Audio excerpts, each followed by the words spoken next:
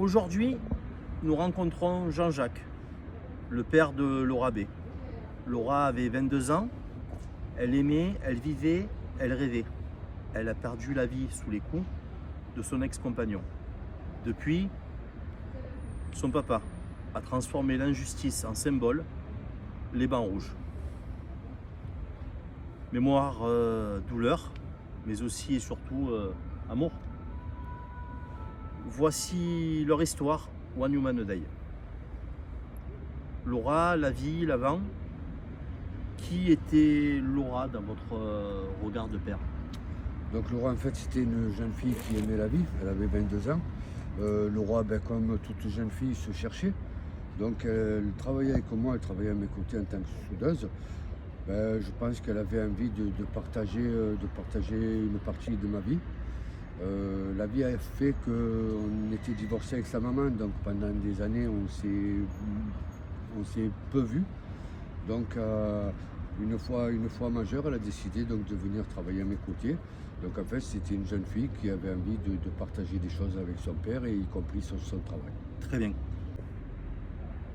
Quel souvenir vous revoyez immédiatement quand vous pensez à elle en fait? Forcément le souvenir de la vie, le souvenir de la jeunesse. À 22 ans on a tout, en fait on a tout, y compris l'espoir. Maintenant, on va aborder un petit peu le basculement. Quand vous avez compris que quelque chose n'allait plus dans sa vie, comment vous l'avez compris en fait? Donc le basculement, ça a été très vite. En fait, ma fille et moi, on travaillait ensemble, on se voyait tout le temps. Elle a rencontré un petit copain. De là, elle répondait moins aux SMS, elle était plus discrète, il était plus difficile de la joindre, donc l'inquiétude, elle est apparue immédiatement. Et finalement, comment est-ce que vous avez vécu, on va dire, ce moment où tout a basculé? Alors je l'ai vécu comme un échec parce que j'ai essayé de me faire aider, y compris par les institutions, la police, les hôpitaux. Tout le monde s'est mobilisé, mais en fait on n'a pas été capable de prendre les mesures nécessaires pour la sauver. C'était quoi? Par manque d'information, par manque de compréhension, qu'est-ce qui a manqué un petit peu? Non, je pense tout simplement qu'on ne mesure pas la réalité de la violence. On se dit oui, la violence existe, mais on n'est pas capable d'être réactif pour se dire que ça peut mener jusqu'à la mort rapidement. Bien sûr. La douleur, l'injustice maintenant. Quelle a été la plus grande injustice pour vous en tant que papa finalement? Alors la plus grande injustice pour moi, en fait, c'est d'avoir cru à mon pays, d'avoir cru que les institutions allaient rendre hommage à ma fille. Mais c'est faux, parce qu'un féminicide, c'est tuer une femme parce qu'elle est femme. Le chef d'inculpation, c'est sans intention de donner la mort, alors qu'il a battu pendant 3 heures, et ça, j'arrive pas à l'accepter. C'est normal, c'est terrible. Et comment se vit finalement le manque au quotidien?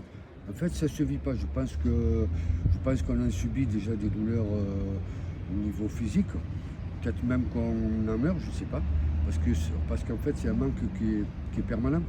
Et il partira jamais de toute façon. Bien sûr. Alors, je vais revenir un petit peu sur ce symbole, les bancs rouges, l'association. Pourquoi le choix de banc rouge en fait?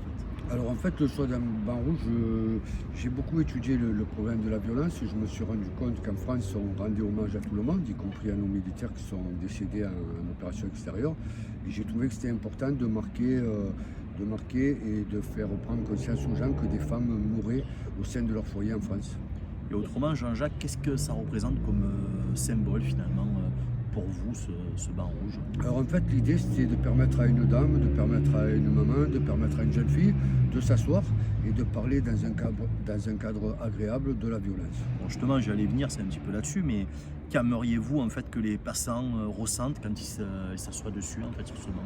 Le plaisir de trouver un lieu reposant, un lieu agréable, et le plaisir en fait d'oser aborder le sujet de la violence. On va aborder maintenant le message et la transmission un petit peu.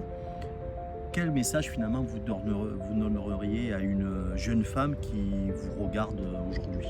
Alors ça fait 6 ans que j'ai découvert ce fléau. Je dirais qu'il ne faut pas attendre la première gifle. Je dis que dès qu'on se sent en danger, il faut fuir. En fait, il faut fuir la violence. Et pour les parents, qu'est-ce que vous donneriez comme message justement en ce sens par rapport à ça? Alors pour les parents, je ne serais pas forcément un bon exemple puisque je n'ai pas su sauver ma fille. Mais par contre, je dirais que dès que son enfant se sent en danger, il faut tout mettre en place pour le sortir et pour enlever en fait le danger. Si vous avez un dernier mot finalement pour Laura, un mot, un seul, lequel serait-il? Ben, pourquoi?